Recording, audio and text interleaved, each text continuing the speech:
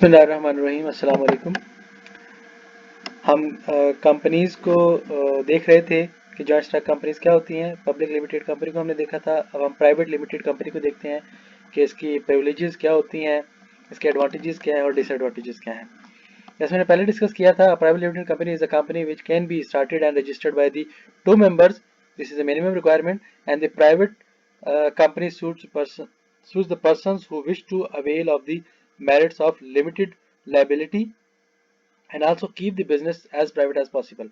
तो वो लोग जो अपने कारोबार को बड़ा करना चाहते हैं, कंपनी बनाने को भी इंजॉय करना चाहते हैं, उसके एडवांटेजेस भी लेना चाहते हैं, लेकिन अपने बिजनेस को प्राइवेट भी रखना चाहते हैं, तो फिर वो क्या करते हैं, अपनी कंपनी को प्राइवेट लिमिटेड कंपनी रजिस्टर करवा लेते हैं।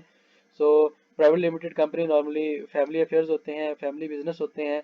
जैसे हमने एग्जांपल ली थी, कोई राइस फैक्ट्री है, कोई कॉटन फैक्ट्री है, कोई टेक्सटाइल फैक्ट्री है। तो वो लोग क्या करते हैं, वो लोग अपनी कंपनी को या तो पार्टनरशिप में रजिस्टर करवा लेते हैं या फिर प्राइवेट लिमिटेड कंपनी बना लेते हैं। तो प्राइवेट लिमिटेड कंपनी बनाने से उनको कंपनी के जितने भी एडवांटेज होते हैं वो मिल जाते हैं, लेकिन कोई और बंदा उसमें इन्वेस्टमेंट नहीं कर सकता।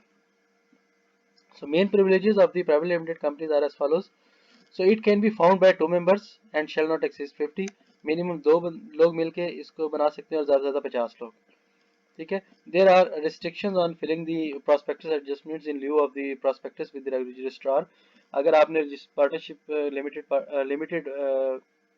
प्राइवेट लिमिटेड कंपनी बनानी है तो भी उसको प्रोस्पेक्टस विद रजिस्ट्रार के साथ एग्रीमेंट के ऊपर आपको रजिस्टर करवाना जरूरी होता है। It can start business after registering without obtaining consent of commitment of business. तो पब्लिक लिमिटेड कंपनी में क्या था कि रजिस्ट्रेशन के बाद कमिटमेंट का सर्टिफिकेट लेना जरूरी था, लेकिन यहाँ पर विदाउट कमिटमेंट सर्टिफिकेट भी आप अपने बिजनेस एक्टिविटीज जो है स्टार्ट कर सकते हैं। It is not required to hold statutory meeting and no compulsory to submit statutory reports. तो पब्लिक लिमिटेड कंपनी पे कंपल्सरी होता है कि वो स्टेचुटरी मीटिंग्स जो है वो कंडक्ट करें और उसके बाद जो है वो उसको सबमिट भी करवाएं पब्लिकली, लेकिन इसके लिए ये कंपल्सरी नहीं होता। It must have at least two directors. The maximum number of directors are stated in the article association. तो कम से कम दो डायरेक्टर्स का होना जरूरी है, और मैक्सिमम कितने हो सकते हैं, जब आर्टिकल एसोसिएशन लिखा जाता है पब्लिक प्राइवेट लिमिटेड कंपनी का, तो उसमें मेंशन कर दिया जाता है वो 7 भी हो सकते हैं, 10 भी हो सकते हैं, 3 भी हो सकते हैं, 4 भी हो सकते हैं।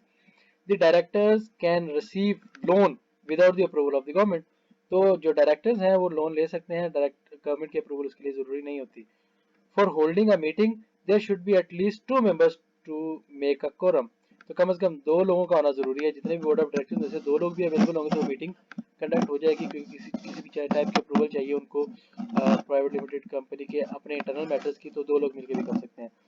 There are no restrictions as the payment to be made to the directors and the managerial staff। तो वो जितनी चाहे उनको सैलरी दे देते हैं। इसी वजह से क्या होता है कि आप अपनी कंपनी फॉर्म करते हैं प्राइवेट लिमिटेड कंपनी, और अपने ही बच्चों को, भाइयों को, बहनों को, भतीजा भतीजी जो भी लोग होते हैं उनको एम्प्लॉय बना लेते हैं, बोर्ड ऑफ डायरेक्टर का मेंबर बना लेते हैं, उनकी हैवी सैलरीज डिक्लेयर कर देते हैं।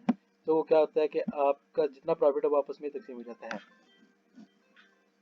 So it is not required to send the copies of balance sheet and profit and loss accounts to the registrar। तो इनको जरूरी नहीं होता कि अपनी फाइनेंशियल स्टेटमेंट या रजिस्ट्रार को सेंड करें या उनका ऑडिट करवाएं। It is required to use the word private limited company as the word in the name. तो अपने नेम के साथ प्राइवेट लिमिटेड कंपनी लिखना जरूरी होता है। It can not be listed as any stock exchange. वो किसी भी स्टॉक एक्सचेंज में लिस्ट नहीं हो सकती, क्योंकि सिर्फ पब्लिक लिमिटेड कंपनी ही स्टॉक एक्सचेंज में लिस्ट हो सकती है, प्राइवेट लिमिटेड कंपनी नहीं हो सकती। तो इस वजह से ये भी एक उनका पास बेटर है कि वो रजिस्टर नहीं करवाते, तो लिमिटेड रहता है, प्राइवेट रहता है उनका बिजनेस। वो यही चाह रहे होते हैं। एडवांटेजेस की बात करें, इनको क्या क्या एडवांटेज मिलते हैं। The main advantage, it is concern of family members who are very well known to each other and the control is generally in the hands of the owner. तो अब फैमिली मेंबर ही चला रहे होते हैं business, उनके हाथ में सारा कंट्रोल होता है, बाहर नहीं जाता।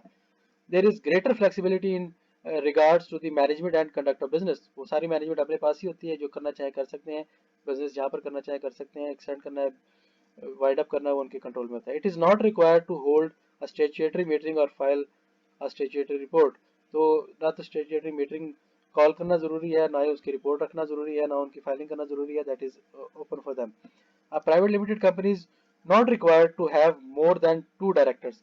वो दो डायरेक्टर भी रखना चाहे तो रख सकते हैं, उनके लिए कंपल्सरी है कि सिर्फ दो डायरेक्टर कम हों। इससे ज्यादा रखना चाहे तो वो रख सकते हैं। All the members of the private limited company enjoy the facility of limited liability. ये सबसे बड़ा एडवांटेज मिल जाता है कि एक तो अपना कारोबार हो गया, प्राइवेट हो गया और लाइबिलिटी भी लिमिटेड हो गई। तो अगर लॉस हो भी जाता है तो आपके पर्सनल प्रॉपर्टी से लॉस बेयर नहीं किया जाएगा। So it has advantage of the public limited company and partnership firms. तो क्या होगा कि मैनेजमेंट भी खुद के पास है, ऑनर भी खुद ही है, लेकिन लाइबिलिटी लिमिटेड होगी। लेकिन पब्लिक लिमिटेड कंपनी में क्या होता है कि मैनेजमेंट अलग होती है, ऑनर अलग होते हैं। ऑनर की जो जो लाइबिलिटी है वो लिमिटेड होती है, लेकिन मैनेजमेंट के राइट्स के बाद नहीं होते। सिक्स्थ एडवांटेज क्या है जी, private company can commence business immediately after its incorporation. उनको कमिटमेंट सर्टिफिकेट लेना जरूरी नहीं होता, जैसे ही रजिस्टर हुई उसी वक्त कारोबार स्टार्ट कर सकते हैं।